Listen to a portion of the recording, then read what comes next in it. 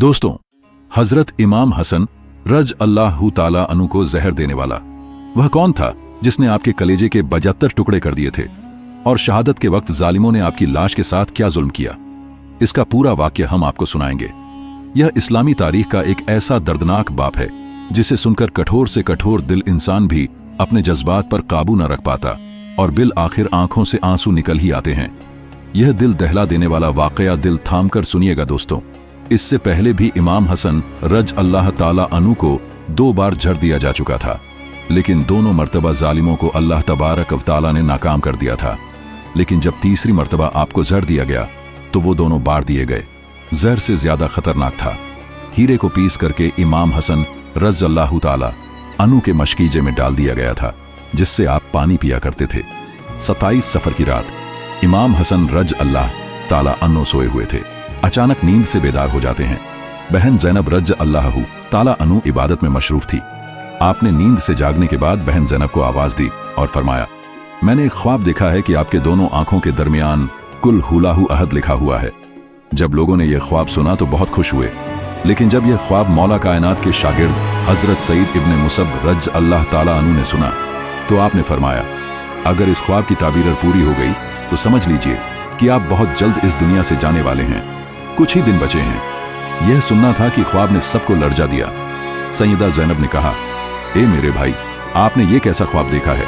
इमाम हसन ने फरमाया, बहन ज़ैनब, जरा मशकीज़ा तो लाओ, मुझे प्यास लगी है, मैं पानी तो पी लूं। और जब मशकीजे से पानी पिया तो जो हीरा मशकीजे में पीस कर डाला गया था वह आपके पेट में चला गया। उसके जहर के असर से आपके कलेजे और आंतों के टुकड़े टुकड़े हो चुके थे। रिवायतों में आता है कि आपके कलेजे के 72 टुकड़े हुए। कुछ लोगों ने यह भी लिखा है कि 80 टुकड़े हुए, जबकि बाज तारीखदारों ने यह भी लिखा है कि आपके आंतों और कलेजे के 100 से ज्यादा टुकड़े हुए थे। जब आप कह करते तो वह टुकड़े मुंह से बाहर आकर गिरते। सोचिए जरा, ये हीरा क्या होता है? अगर इसको कांच पर चलाया जाए तो कांच के टुकड़े टुकड़े हो जाता है।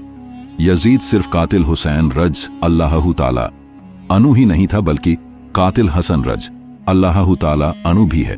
इस पर सब इत्तेफाक करते हैं कि साजिश यजीद ही की थी। लेकिन जहर फिर किसने दिया था, इस पर तारीख खामोश है।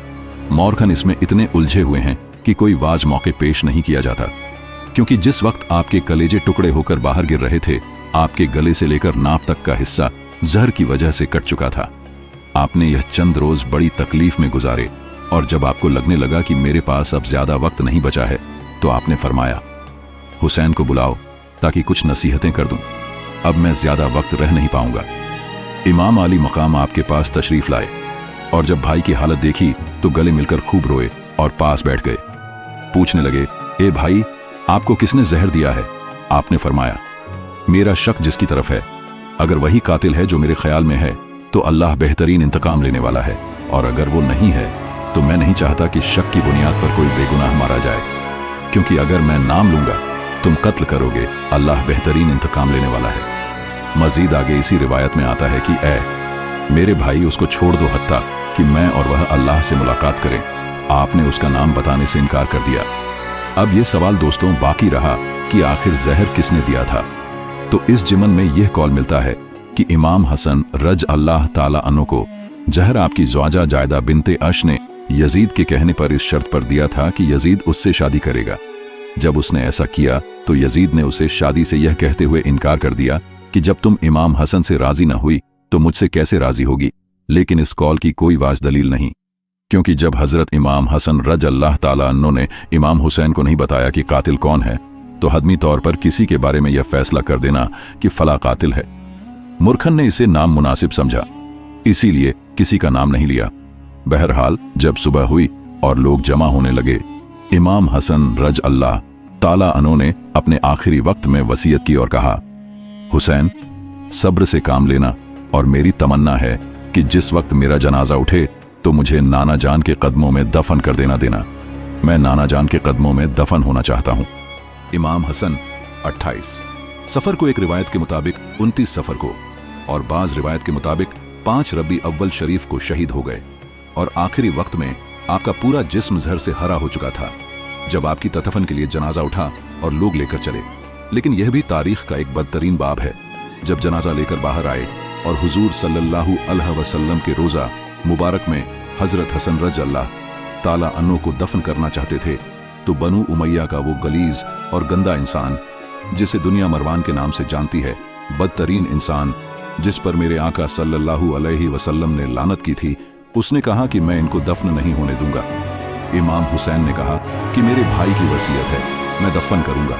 और यहाँ तक कि मुरखन ने लिखा है कि उस जालिम ने कमान से तीर निकाला और इमाम हसन रज अल्लाह ताला अन्हो के लाशे पर चलाना शुरू कर दिया।